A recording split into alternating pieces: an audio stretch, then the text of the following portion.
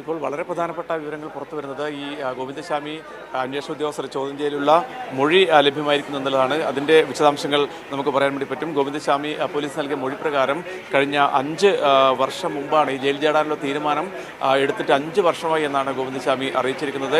അതിൻ്റെ കാരണം എന്നുള്ളത് ഇനി ഒരിക്കലും തനിക്ക് ജയിൽ മോചിതനാകാൻ പറ്റില്ല എന്നുള്ളൊരു അത്തരമൊരു ചിന്തയിൽ നിന്നാണ് ഇത്തരമൊരു ഈ ജയിൽ ചാട്ടം ആസൂത്രണം ചെയ്തത്. ഇപ്പോൾ ജയിൽ ചാടുന്നത് 10 മാസം ആയിട്ടുള്ള ആസൂത്രണത്തിൻ്റെ ഭാഗമായാണ്. അതിനുവേണ്ടി എല്ലാ മുൻകരുതലുകളും എല്ലാ ഒരുക്കങ്ങളും നടത്തിയിരുന്നു.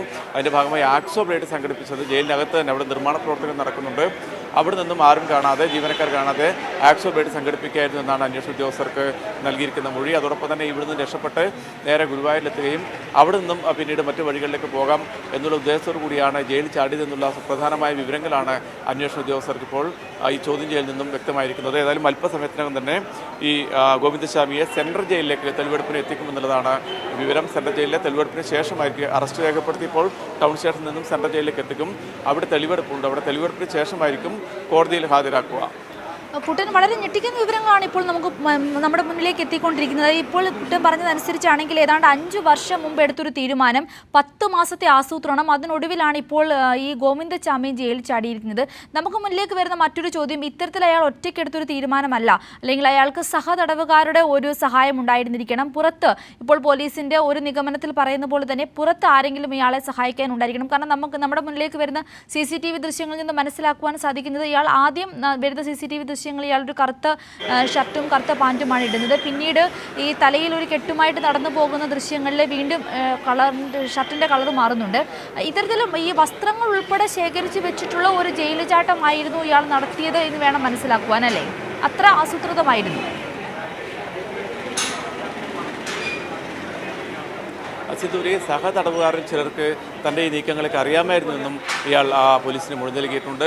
ഏതായാലും 5 വർഷം മുമ്പ് ഇതിൻ്റെ തീരുമാനമെടുക്കുന്നു. കഴിഞ്ഞ 10 മാസമായി ഊർജിതമായുള്ള നീക്കങ്ങൾ നടത്തുന്നു, അതിനുവേണ്ടിയുള്ള ഒരുക്കങ്ങൾ നടത്തുന്നു എന്നുള്ളതൊക്കെ വളരെ ഞെട്ടിക്കുന്ന വിവരങ്ങളാണ്. ഇതിനുവേണ്ടിയുള്ള എല്ലാ പദ്ധതികളും ഗോവിന്ദസ്വാമി നേരത്തെ തന്നെ തയ്യാറാക്കിയിരുന്നു.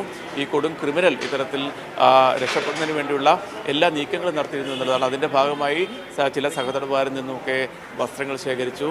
അതോടൊപ്പം തന്നെ ആക്സോ ബ്ലേഡ് ശേഖരിച്ചു. ഈ അഴികൾ ദ്രവിക്കുന്നതിന് വേണ്ടിയുള്ള സംവിധാനങ്ങൾ, അതായത് ഉപ്പ് പുരട്ടുക ഉൾപ്പെടെയുള്ള കാര്യങ്ങൾ സ്വീകരിച്ചു. അങ്ങനെ പലവിധങ്ങളായ നീക്കങ്ങളാണ് ഇയാൾ നടത്തിയിരുന്നത്. ഇപ്പോൾ അന്വേഷണ ഉദ്യോഗസ്ഥൻ ശ്രീജിത്ത് കൊടേരി തിരിച്ച് വീണ്ടും വരികയാണ്. അദ്ദേഹം ഇപ്പോൾ ഈ കോടതിയിൽ ഹാജരാക്കുന്ന ഉൾപ്പെടെയുള്ള കാര്യങ്ങൾക്കകത്ത് തീരുമാനമെടുക്കും. ഇപ്പോൾ പെട്ടെന്ന് തന്നെ ഇപ്പോൾ ജയിലിലേക്ക്, അതായത് ഈ ഇദ്ദേഹം എത്തിയ ഉടൻ തന്നെ ജയിലിലേക്ക് കൊണ്ടുപോകാനാണ് സാധ്യത. അവിടെ ജയിലിൽ തെളിവെടുപ്പാണ്. അവിടെ ജയിലിലേക്ക് ഇപ്പോൾ തെളിവെടുപ്പിനായി കൊണ്ടുപോകും. അതിനുശേഷമാണ് കോടതിയിൽ ഹാജരാക്കുക. ഏതായാലും ഈ മൊഴിയുടെ വിശദാംശങ്ങൾ കൈരളി ന്യൂസ് ഇപ്പോൾ പുറത്തുവിടുന്നുണ്ട്. വളരെ കൃത്യമായ രീതിയിലുള്ള വളരെ വർഷങ്ങൾ നീണ്ട ആസൂത്രണം ഇതിനകത്ത് ഇയാൾ നടത്തിയെന്നുള്ളതാണ്. ഇപ്പോൾ 10 മാസത്തെ ഇപ്പോൾ ചാടിയിരിക്കുന്നത് 10 മാസത്തെ ശ്രമങ്ങൾക്കൊടുവിലാണ്. അതിനുവേണ്ടിയുള്ള എല്ലാ സംവിധാനങ്ങളും അയാൾ ഒരുക്കി വെച്ചിരിക്കുന്നു എന്നുള്ളതാണ്. ഇപ്പോൾ പോലീസ് വീണ്ടും പുറത്തേക്ക് ഇറങ്ങുകയാണ്. ഇപ്പോൾ പുറത്തേക്ക് ഇറങ്ങിയിട്ടുണ്ട്. ഏതായാലും നടപടിക്രമങ്ങൾ പൂർത്തിയാകുന്നതിന് വേണ്ടിയുള്ളൊരു കാലതാമസം മാത്രമാണ്. ഏതായാലും ജയിലിൽ പ്രാഥമികമായ തെളിവെടുപ്പ് നടത്തേണ്ടതുണ്ട്. അതിനുവേണ്ടി സെൻട്രൽ ജയിലിലേക്ക് ഗോവിന്ദസ്വാമിയെ കൊണ്ടുപോകും. അതിനുശേഷമാണ് കോടതിയിലേക്ക് ഹാജരാക്കുക. കുട്ടൻ, ഇപ്പോൾ ഈ പറഞ്ഞ പോലെ തന്നെ ഇപ്പോൾ നമ്മൾ കൈരളിയിലൂടെ പുറത്തുവിട്ടിരിക്കുന്ന മൊഴിയുടെ വിശദാംശങ്ങൾ അതൊരു വലിയ വാർത്തയായി മാറുകയാണ്. അതായത് ഗോവിന്ദസ്വാമിയുടെ മൊഴി ജയിലിൽ ചാടുവാനുള്ള തീരുമാനം 5 വർഷം മുമ്പ് എടുത്തിരിക്കുന്നു എന്നതാണ്. അതും മാത്രമല്ല 10 മാസത്തെ, നമ്മൾ അല്പം മുമ്പ് വരെ മനസ്സിലാക്കിയിരുന്നത് 1.5 മാസത്തെ ആസൂത്രണം എന്നായിരുന്നു. എന്നാൽ ഇപ്പോൾ 1.5 മാസത്തെ അല്ല, 10 മാസത്തെ ആസൂത്രണത്തിനൊടുവിലാണ് ഇത്തരത്തിൽ ഈ ഒരു വലിയ ജയിൽച്ചാട്ടം അയാൾ നടത്തിയിരിക്കുന്നതെന്ന് വേണം മനസ്സിലാക്കുവാൻ. ഇപ്പോൾ നമ്മുടെ മുമ്പിലേക്ക് വരുന്ന ഏറ്റവും പ്രധാനപ്പെട്ട വിവരം, മജിസ്ട്രേറ്റിന്റെ മുന്നിൽ ഹാജരാക്കുന്നതിന് മുമ്പ് പ്രാഥമികമായ തെളിവെടുപ്പിനായി പ്രതിയെ കണ്ണൂർ സെൻട്രൽ ജയിലിലേക്ക് എത്തിക്കും എന്നുള്ളതാണ് നമുക്കിപ്പോൾ ഏറ്റവും പുതുതായിട്ട് നമ്മുടെ മുന്നിലേക്ക് എത്തുന്ന വിവരം. കുട്ടൻ, തുടരൂ.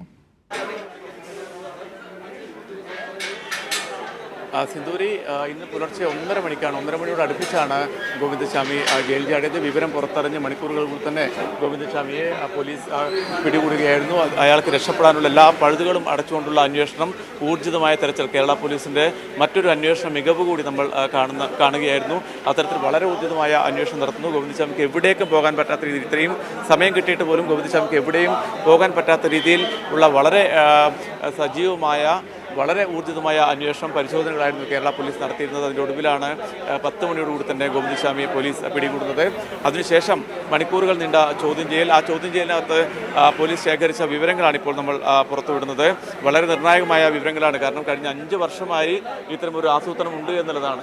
അതിനകത്ത് തന്നെ മറ്റൊരു കാര്യം, ഈ 5 വർഷമായി ആസൂത്രണമുണ്ട്, അതിനുള്ള ഒരുക്കങ്ങൾ നേരത്തെ തന്നെ നടത്തുന്നു. 10 മാസമായി, ഈ കഴിഞ്ഞ 10 മാസമായി ഇപ്പോൾ ഉള്ള ഈ തയ്യാറെടുപ്പുകൾ കഴിഞ്ഞ 10 മാസമായി നടത്തി വരികയായിരുന്നു. അതിനുവേണ്ടി വളരെ ഊർജിതമായ രീതിയിലുള്ള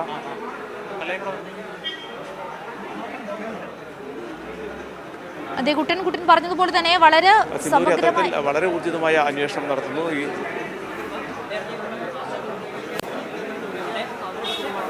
അതേ കുട്ടൻ, നമുക്ക് ഇതുമായി ബന്ധപ്പെട്ടുള്ള വിശദാംശങ്ങളിലേക്ക് വേഗം തന്നെ തിരികെ എത്താം. ഇപ്പോൾ റിമാൻഡ് ഉൾപ്പെടെയുള്ള കാര്യങ്ങൾ അവിടെ എഴുതിക്കൊണ്ടിരിക്കുന്നു എന്നാണ് മനസ്സിലാക്കുവാൻ സാധിക്കുന്നത്. പ്രതിയെ എത്രയും പെട്ടെന്ന് പ്രാഥമികമായ തെളിവെടുപ്പിനായി കണ്ണൂർ സെൻട്രൽ ജയിലിലേക്ക് എത്തിക്കുമെന്നുള്ള വിവരവും ഉടൻ പുറത്തിറക്കുമെന്നുള്ള വിവരവും എത്തുന്നു.